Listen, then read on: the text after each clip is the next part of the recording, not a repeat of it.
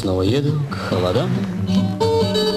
Заря не пугает, я не струшу навстречу к северным ветрам, чтоб охладить немного душу. И не старайтесь удержать, взывая к совести и долгу. Необходимо уезжать мне, ну хотя бы ненадолго.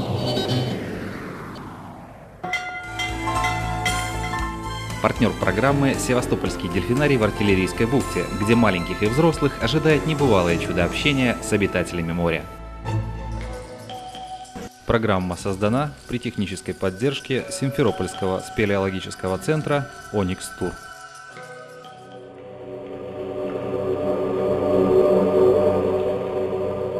Здравствуйте, дорогие поклонники музы странствий! Давайте-ка мы с вами сегодня продолжим путешествие по пещерным городам Крыма. Дырявый мыс повис над пропастью забвений. Эти строки поэт посвятил Мангуб-Кале. И мы, знакомясь с историей этого пещерного города, начинаем с вами подниматься вверх.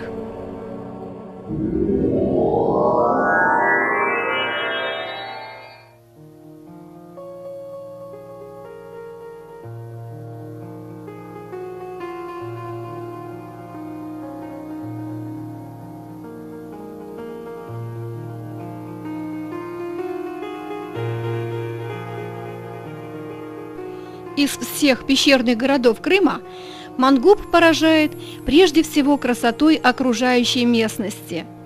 Он расположен на вершине столовой горы Бабадаг, Отчья гора, которая возвышается почти на 600 метров над уровнем моря и на 200 метров над окружающими ее долинами.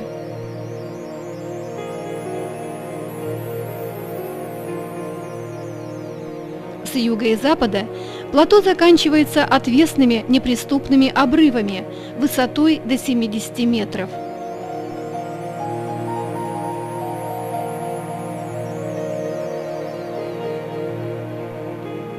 На вершину горы ведут несколько путей.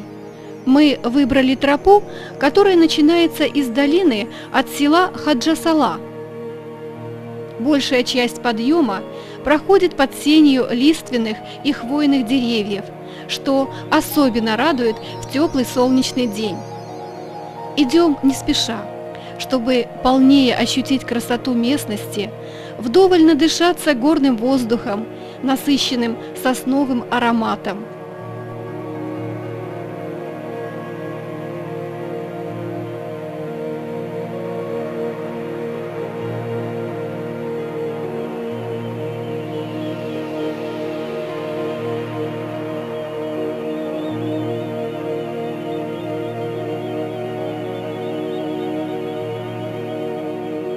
Даже не верится, что подобного удовольствия напрочь были лишены те, кто поднимался на Мангуб еще в начале 20 века, не говоря уже о временах более отдаленных. Склоны и поверхность плато тогда были лишены той густой растительности, которая ныне покрывает большую его часть. На фотографиях столетней давности и более ранних рисунках и гравюрах хорошо видно, что на горе были лишь отдельные редкие группы деревьев, в основном сосен. Все это нынешнее буйство деревьев и кустарников появилось совсем недавно, в последние полстолетия.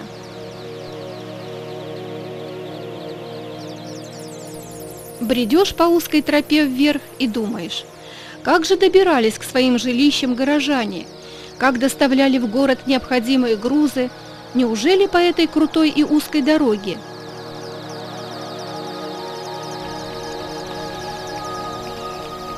В действительности и в этом, и в соседнем ущелье Табане-Дере дороги были и прежде, но предназначались они для пешеходов и вьючных животных. Могли по ним забираться наверх и всадники.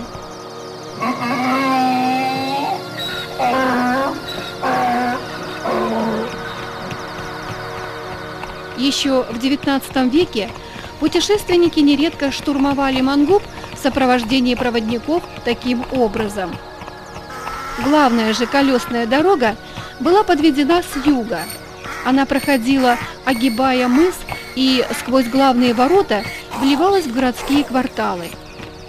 Этот маршрут составляет около 7 километров, а избранный нами путь напрямую всего 1 километр.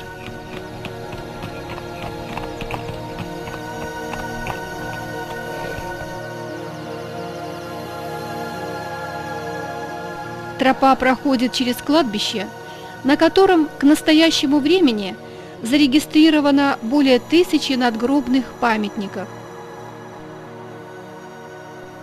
Примерно четверть из них сохранила эпитафии с 15 до конца 18 веков, выполненные на древнееврейском языке, бывшим для караимов языком молитв.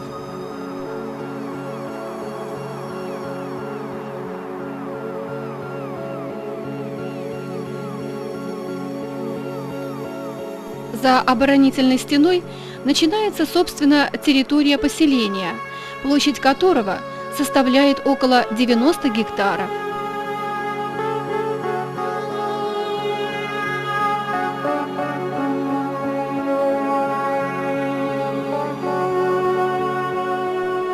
Мангуб был крупнейшей крепостью средневекового Крыма и при необходимости принимала под свою защиту жителей со всех окрестностей.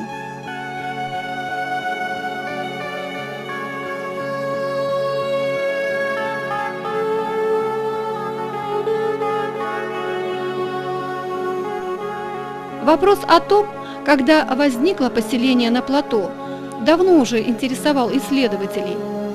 Раскопки же показали, что люди начали посещать его по крайней мере 5000 лет назад, то есть в эпоху медно-каменного и бронзового веков. Они оставили орудия из кремня и диорита. К первому тысячелетию до новой эры относятся немногочисленные находки лощеной лепной керамики тавров. Только со второй половины III века сюда наблюдается заметный приток населения. Максимальный же его прирост для раннего периода жизни поселения приходится на VI-VII века. По этому поводу в науке велись многолетние дискуссии. Но сейчас более или менее, может быть, мы, конечно, обольщаемся, Мангуб щедр на сюрпризы, но, кажется, мы подошли к решению. Мы можем сейчас уверенно говорить о том, что крепость на Мангубском плато, а это скальный остров, самой как бы природой подготовленный к тому, чтобы ему стать крепостью, вот эта крепость сформировалась в основном в середине, второй половине VI века при императоре Юстиниане I. При императоре Юстиниане I Византийская империя была в своем расцвете, а крепость создавалась для того, чтобы оборонять византийские владения в Крыму от набегов кочевников. И Мангуб был лишь звеном в цепи стратегических укреплений, которые создавались для многотысячно-километрового пограничного кордона Византийской империи.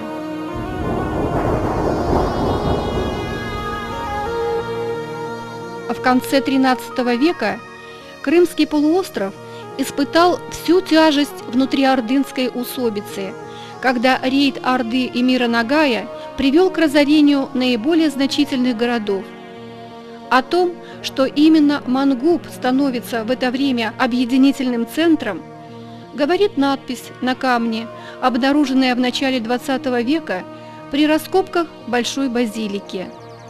В ней прямо говорится о восстановлении в 1362 году Феодоро и строительстве некой пойки, по всей видимости, цитадели города. Это первое упоминание названия, под которым в дальнейшем будет фигурировать княжество и его столица. Гораздо реже будет использоваться топоним Мангуб в различных вариантах. Общеупотребительным последнее название крепости становится только после 1475 года, когда она перешла в руки турок.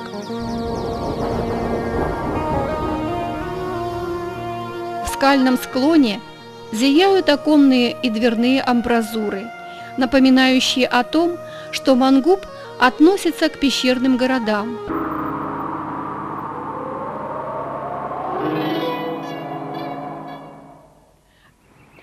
Все, встретимся через неделю. Не просто в осеннем лесу, но в Крымском заповеднике. До встречи!